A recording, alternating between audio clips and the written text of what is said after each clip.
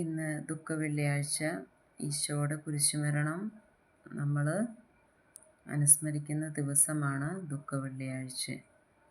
അപ്പോൾ നമുക്കെല്ലാവർക്കും അറിയാം ഈശോ സഹിച്ച വേദനകളും ക്ലേശങ്ങളും എല്ലാം ഇന്നത്തെ ദിവസം നമ്മൾ ബൈബിളിലൂടെ ഒന്ന് ഓർത്തെടുക്കുകയാണ് കേട്ടോ.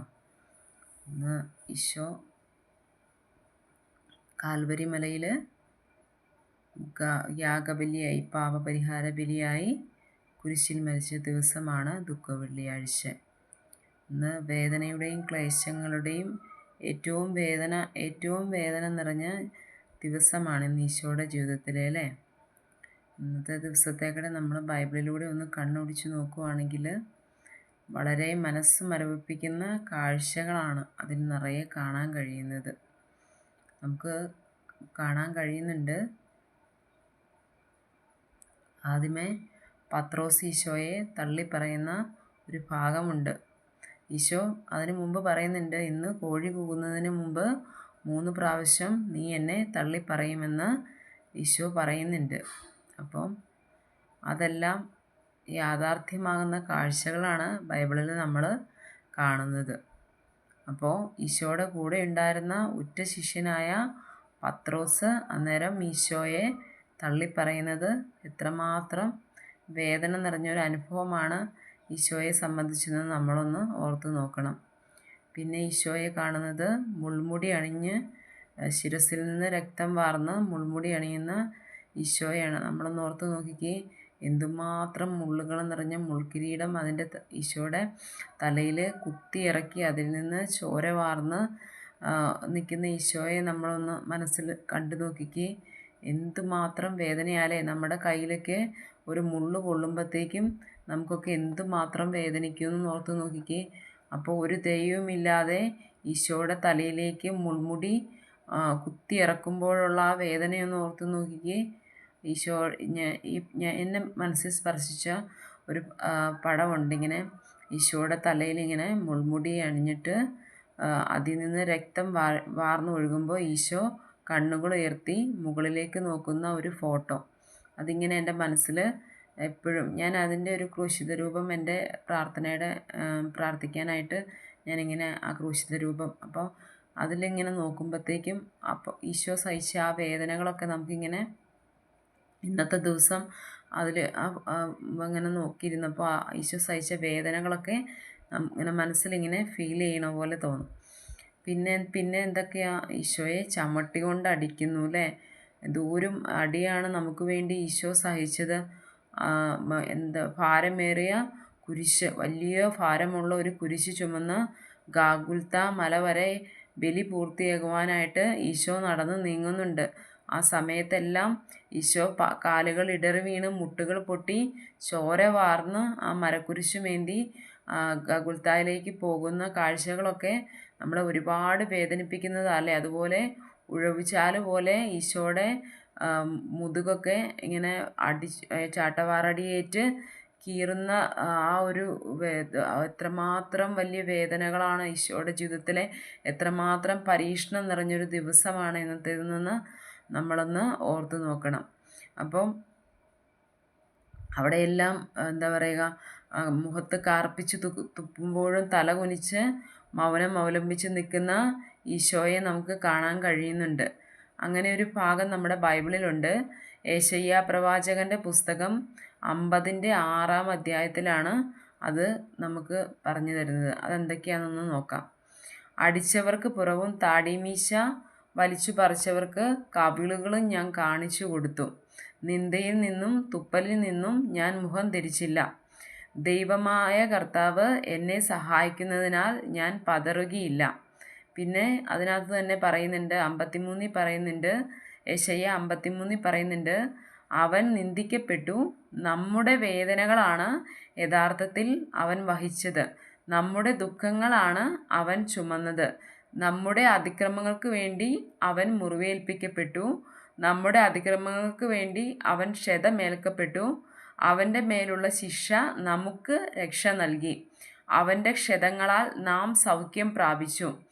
അവൻ മർദ്ദിക്കപ്പെടുകയും പീഡിക്കപ്പെടുകയും ചെയ്തു, എങ്കിലും അവൻ ഉരിയാടിയില്ല. കൊല്ലാൻ കൊണ്ടുപോകുന്ന കുഞ്ഞാടിനെ പോലെയും രോമം കത്രിക്കുന്ന ചെമ്മരിയാടിനെ പോലെയും അവൻ മൗനം പാലിച്ചു.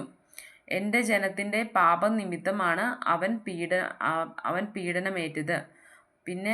പിന്നെ ആ ബൈബിൾ ഭാഗങ്ങളിൽ പറഞ്ഞിട്ടുണ്ട്, അവനൊരു അതിക്രമവും ചെയ്തിട്ടില്ല, അവൻ്റെ നാവിൽ നിന്ന് വഞ്ചന പുറപ്പെട്ടിട്ടില്ല, അവന് ക്ഷതമേൽക്കണമെന്ന് കർത്താവിൻ്റെ ഹിതമായിരുന്നു, അവിടുന്നാണ് അവനെ ക്ലേശങ്ങൾക്ക് വിട്ടുകൊടുത്തത്. പാപപരിഹാര ബലിയായി തന്നെ അർപ്പിക്കുമ്പോൾ അവൻ തൻ്റെ സന്തതി പരമ്പരയെ കാണുകയും ദീർഘായുസ്സ് പ്രാപിക്കുകയും ചെയ്യുമെന്ന് യെശയ്യാ പ്രവാചകൻ്റെ പുസ്തകത്തിൽ എഴുതി വച്ചിട്ടുണ്ട്. അപ്പോൾ നമ്മളെല്ലാം ചിന്തിക്കേണ്ട ഒരു കാര്യങ്ങൾ എന്തൊക്കെയാണെന്നുള്ളത് നമുക്കൊന്ന് വചനത്തിലൂടെ ധ്യാനിച്ചു നോക്കാം. ഈശോ ഒരു തെറ്റും ചെയ്യാത്ത നീതിമാനായിരുന്നിട്ടും ഈശോയ്ക്ക് വിധിച്ച ശിക്ഷ കുരിശുമരണമായിരുന്നു. ഈശോ ഒരു തെറ്റും ചെയ്തിട്ടില്ല എന്ന് ഈ ബൈബിൾ വാക്യങ്ങളിൽ പറഞ്ഞിട്ടുണ്ട്. ഈശോയുടെ തെറ്റുകൾക്ക് വേണ്ടിയല്ല ഈശോ ഈ വേദനകൾ മുഴുവൻ സഹിച്ചത്. പിന്നെ ഈശോ പറയുന്നുണ്ട്, നമ്മുടെ ഓരോരുത്തരെയും പാപപരിഹാരത്തിന് വേണ്ടിയാണ് ഈശോ ഈ വേദനകൾ മുഴുവൻ ഏറ്റതെന്ന് പറയുന്നുണ്ട്. പിതാവായ ദൈവത്തിൻ്റെ ഹിതം നിറവേറ്റാനാണ്, അതായത് പിതാവിനോടുള്ള സ്നേഹമാണ് ഈ ബലിയിലൂടെ ഈശോ പൂർത്തീകരിച്ചത്. എത്രമാത്രം വേദനകൾ ഈശോയുടെ ചുറ്റും തിങ്ങി നിറഞ്ഞപ്പോഴും ഈശോ നോക്കിയത് ആരെയാ? പിതാവായ ദൈവത്തിങ്കിലേക്കാണ്. ഈശോയുടെ മനസ്സിൽ ഒരു ഇതുണ്ടായിരുന്നു, പിതാവായ ദൈവത്തിൻ്റെ ഹിതം നിറവേറ്റണമെന്നുള്ള ഈശോയുടെ അതിയായ ആഗ്രഹമാണ് ഈ വേദനകളിലെല്ലാം ഈശോയെ പിടിച്ചു നിൽക്കാനായിട്ട് സഹായിച്ചത്. അപ്പം നമ്മൾ ഓർക്കുക, തെറ്റ് ചെയ്യാത്ത ഒരു മനുഷ്യന് തെറ്റ് ചെയ്യാത്ത ഈശോയ്ക്ക് ഈ ലോകം നിന്ദകളും പരിഹാസങ്ങളും അപമാനങ്ങളും എല്ലാം കൊടുക്കുമ്പോഴും ഈശോ പ്രാർത്ഥിക്കുന്ന ഒരു ഭാഗമുണ്ട്. എന്താണ്? ഇവർ ചെയ്യുന്നത് എന്തെന്ന് ഇവർ അറിയായികയാൽ ഇവരോട് ക്ഷമിക്കണമേ. അതാണ് ഈശോ അതിലെല്ലാം നമുക്ക് തരുന്ന മറുപടി. ഈശോയുടെ മുഖത്ത് കാർക്കിച്ചു തുപ്പിയപ്പോഴും എന്താ പറയുക, മുൾമുടി ഈശോയുടെ ശിരസിൽ അണിഞ്ഞപ്പോഴും ഈശോയെ ചമ്മട്ടി കൊണ്ട് അടിച്ചപ്പോഴുമെല്ലാം ഈശോ എന്താ പറയുന്നത്? ഇവർ ചെയ്യുന്നത് എന്തെന്ന് ഇവർ അറിയായികയാൽ ഇവരോട് ക്ഷമിക്കണമേ പിതാവേ എന്നാണ് പ്രാർത്ഥിക്കുന്നത്. അവിടെയും ഈശോ സൗമ്യനായി പ്രാർത്ഥിക്കുന്ന ഒരു മാതൃകയാണ് നമ്മളെ കാണിച്ചു തരുന്നത്. ജീവിതത്തിൻ്റെ വേദനകളും പ്രയാസങ്ങളും ഈശോയെ പലപ്പോഴും തകർത്തപ്പോഴും ഈശോയെ നിന്ദിച്ചപ്പോഴും പരിഹസിച്ചപ്പോഴും അവിടെയെല്ലാം ഈശോ എന്താ ചെയ്തത്? പ്രതികാരം ചെയ്യുവാണോ ചെയ്തത്? അല്ലെങ്കിൽ അതിന് തിരിച്ച് പകരം ചോദിക്കുവാണോ ചെയ്തത്? അല്ലാലോ, ഈശോ പിതാവിനോട് പ്രാർത്ഥിക്കുവാണ് ചെയ്തത്. എന്താണ്? ഇവർ ചെയ്തത് എന്തെന്ന് ഇവർക്കറിയില്ല പിതാവേ, ഇവരോട് ക്ഷമിക്കണമേ എന്നാണ് പ്രാർത്ഥിക്കുന്നത്. എത്ര സൗമ്യശീലനും ശാന്തശീലനും ക്ഷമാശീലനുമാണ് നമ്മുടെ ദൈവം എന്ന് ഓർത്ത് നോക്കിക്കേ. നമുക്കൊക്കെയാണ് ഇങ്ങനെ ഒരു വേദന തരുന്നതെങ്കിൽ നമ്മളുടെയൊക്കെ പ്രതികരണം എന്തായിരിക്കുമെന്ന് നമ്മൾ ഓരോരുത്തരും ഒന്ന് ചിന്തിച്ചു നോക്കണം. അത്രമാത്രം വേദനകൾ ഈശോയെ എന്താ പറയുക, കൊന്നു തള്ളുമ്പോഴും ഈശോ മൗനം അവലംബിച്ച് ആ വേദനകളെല്ലാം ഏറ്റുവാങ്ങി. ആർക്ക് വേണ്ടിയാണ്? നമ്മുടെ ഓരോരുത്തരുടെയും പാപത്തിന് വേണ്ടിയാണ്. നമ്മുടെ ഓരോരുത്തരുടെയും പാപത്തിൻ്റെ പരിഹാരത്തിന് വേണ്ടിയാണ് ഈശോ ഈ വേദനകൾ മുഴുവൻ സഹിച്ചത്. അപ്പോൾ നമ്മൾ ഓർത്ത് നോക്കുക, ഈശോ എന്താ പറയുക, നീതിമാനായിരുന്നിട്ടും ഈശോയ്ക്ക് കൊടുത്തത് കുരിശുമരണമാണ്. നമ്മുടെയൊക്കെ ജീവിതത്തിൽ നമ്മൾക്ക് ഇതുപോലെയുള്ള ഒരു കാൽവരിയുടെ അനുഭവം അല്ലെങ്കിൽ ഒരു ഗാഗുൽത്താമലയുടെ അനുഭവം വരുമ്പോൾ നമ്മളുടെയൊക്കെ വിശ്വാസം, നമ്മുടെയൊക്കെ ദൈവത്തിലുള്ള സ്നേഹം എവിടെ ചെന്ന് നിൽക്കുന്നു എന്നുള്ളത് നമ്മൾ ഓരോരുത്തരും ചിന്തിച്ചു നോക്കേണ്ട കാര്യമാണ്. ഈശോ ആരെയും പഴി പറയാനോ ആരെയും കുറ്റപ്പെടുത്താനോ ഒന്നും ഈശോ പോയിട്ടില്ല. ഈശോ എന്താണ്? ഈശോ പിതാവായ ദൈവത്തോട് പ്രാർത്ഥിക്കുകയാണ് ചെയ്തത്. ഈ ബലി പൂർത്തിയാക്കുവാൻ പിതാവേ എന്നെ സഹായിക്കണമേ, അല്ലെങ്കിൽ നിൻ്റെ ഇഷ്ടം നിറവേറ്റുവാനായിട്ട് പിതാവേ എന്നെ സഹായിക്കണമേ എന്ന് ഈശോ പ്രാർത്ഥിക്കുന്നുണ്ട്. ഈശോ കുരിശിൽ മരയ്ക്കുന്ന ആ രംഗം നമ്മൾ കാണുന്നുണ്ട്. ദൈവമേ ദൈവമേ എന്തുകൊണ്ട് നീ എന്നെ ഉപേക്ഷിച്ചു എന്ന് ഉച്ചത്തിൽ നിലവിളിച്ചുകൊണ്ടാണ്, അത്രമാത്രം വേദന എടുത്തിട്ടല്ലേ ഈശോ ഉച്ചത്തിൽ നിലവിളിക്കുക എന്ന് പറയണേ. അപ്പോൾ അത്രമാത്രം വേദനയെടുത്ത് ഉച്ചത്തിൽ നിലവിളിച്ചുകൊണ്ടാണ് ഈശോ തൻ്റെ ജീവൻ വെടിഞ്ഞത്. അപ്പോൾ നമ്മൾ ഓർക്കുക, ആ രംഗങ്ങളൊക്കെ നമ്മുടെ മനസ്സിലേട്ടൊന്ന് കൊണ്ടുവരുമ്പോൾ ആ ഒരു ഈശോ എന്തുമാത്രം വേദനകളാണ് തൻ്റെ ജീവിതത്തിൽ ഏറ്റതെന്ന് നമ്മൾ ഓരോരുത്തരും ഒന്ന് ചിന്തിക്കണം. ഇതുപോലുള്ള അനുഭവങ്ങൾ വരുമ്പോൾ ഈശോയുടെ കുരിശിനെയാണ് നമ്മൾ ഓരോരുത്തരും അഭിമുഖീകരിക്കുന്നതെന്ന് നമ്മളോട് പറഞ്ഞിട്ടുണ്ട് ഈശോ. അതായത് ആരെങ്കിലും കാരണം കൂടാതെ നിങ്ങളെ വേദനിപ്പിക്കുമ്പോൾ, ആരെങ്കിലും കാരണം കൂടാതെ നിങ്ങളെ കുറ്റപ്പെടുത്തുമ്പോൾ, നിന്ദിക്കപ്പെടുമ്പോഴെല്ലാം ഈശോയുടെ അതിൻ്റെ പിന്തുടർച്ചക്കാരാവുകയാണ് നമ്മൾ ചെയ്യുന്നത്. നമ്മളൊക്കെ അറിയാത്ത തെറ്റുകളുടെ പേരിൽ പലപ്പോഴും തലകുനിക്കേണ്ടി വരുന്ന സന്ദർഭങ്ങൾ ഉണ്ടായിട്ടില്ലേ? മറ്റുള്ളവരുടെ പരിഹാസത്തിന് കാരണമായ സംഭവങ്ങൾ നമ്മുടെ ജീവിതത്തിൽ ഒരുപാടുണ്ടായിട്ടില്ലേ?